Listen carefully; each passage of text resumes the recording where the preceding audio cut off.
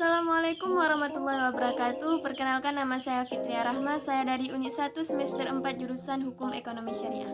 Baiklah, pada kesempatan kali ini saya akan membahas tentang ketatanegaraan pada masa Bani Abbasiyah. Sebelum itu kita perlu ketahui bahwa sebelum Bani Abbasiyah lahir telah lahir terlebih dahulu, yaitu Bani Umayyah yang diprakasai oleh Muawiyah. Pada masa Umayyah, pemerintahan yang demokratis berubah menjadi kerajaan turun-temurun.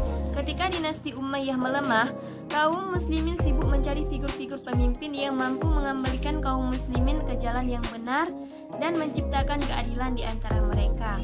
Mereka berpendapat bahwa figur yang mampu mengembalikan kaum muslimin ke jalan yang benar dan menciptakan keadilan di antara mereka yaitu harus dari Bani Hashim. Kemudian mereka menuliskan sebuah surat, lalu dikirimlah surat tersebut ke Abu Hashim Abdullah bin Abu Thalib.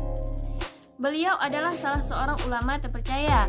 Tidak lama kemudian, kabar tersebut sampailah kepada Khalifah Bani Umayyah, yaitu Sulaiman bin Abdul Malik, sehingga Abu Hashim merasa terancam nyawanya. Dia lalu melarikan diri ke Hamimah yang masuk ke wilayah Damaskus.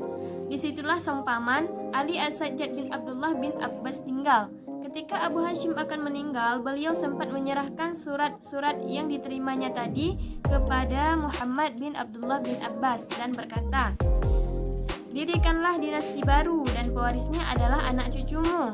Kemudian Muhammad bin Abdullah bin Abbas melaksanakan wasiat tersebut. Baiklah, sekarang kita memasuki dalam ketatanegaraan pada masa Bani Abbas.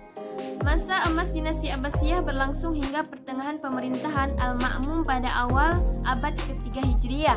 Setelah itu, dinasti Abbasiyah melemah. Kemunculan banyak negeri di berbagai wilayah seperti Turki, Mongolia, Persia, dan India. Terjadi tanda mulai pudarnya kekuasaan dinasti Abbasiyah itu.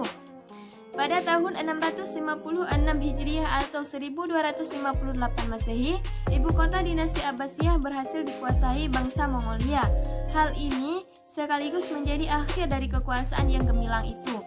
Perlu dicatat bahwa dinasti Abbasiyah menyumbang peran penting dalam soal alih bahasa dan keterjemahan. Penerjemahan karya-karya penting sebenarnya sudah dimulai sejak pertengahan dinasti Umayyah. Ketika kekuasaan beralih ke dinasti Abbasiyah, kegiatan penerjemahan semakin marak.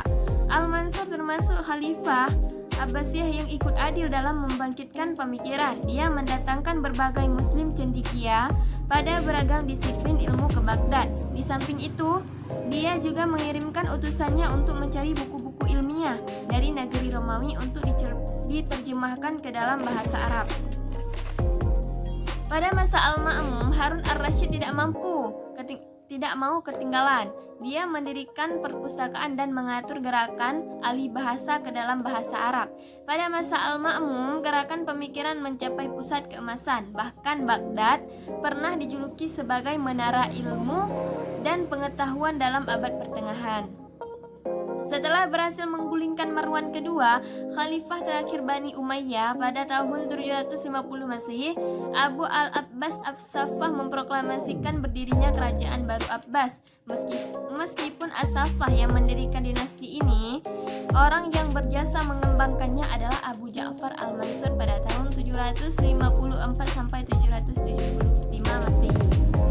Kebijakan terpenting yang dilakukan Al-Mansur adalah memindahkan ibu kota kerajaan ke Baghdad pada tahun 762 Masehi. Mulanya pusat pemerintahan Abbasiyah adalah di Kufah, namun kota itu kurang aman karena Kufah merupakan basis pendukung Syiah yang sangat pro Ali. Oleh karena itu, As-Saffah memindahkannya ke Hashimiyah, dekat dengan Kufah. Namun di sini juga belum aman dari oposisi dari Syiah.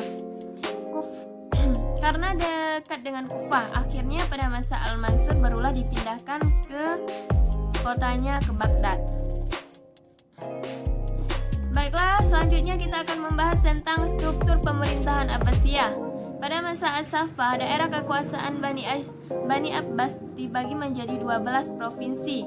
Yang pertama, provinsi daerah Amir dibagi menjadi 3 keamiran, yaitu Imarah Istighfa, Imarah Isti'la, dan Imarah Khassah.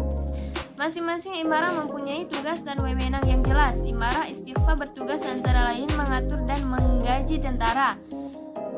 memungut pajak, menjadi imam, dan menegakkan pelaksanaan hukum. Yang kedua, Imarah Istifa bertugas dalam bidang politik, yaitu semacam kepala kepolisian daerah atau Polda. Mereka bertanggung jawab atas keamanan dan ketertiban daerah. Sedangkan Imarah Khasa bertugas menangani masalah ketentaraan. Sistem pemerintahan pada masa dinasti Abbasiyah mengacu pada 4 aspek, yakni yang pertama, khalifah berfungsi menyatukan kekuasaan agama dan politik, dan yang kedua, wizarah, yaitu salah satu aspek hukum dalam kenegaraan yang membantu tugas-tugas kepala negara.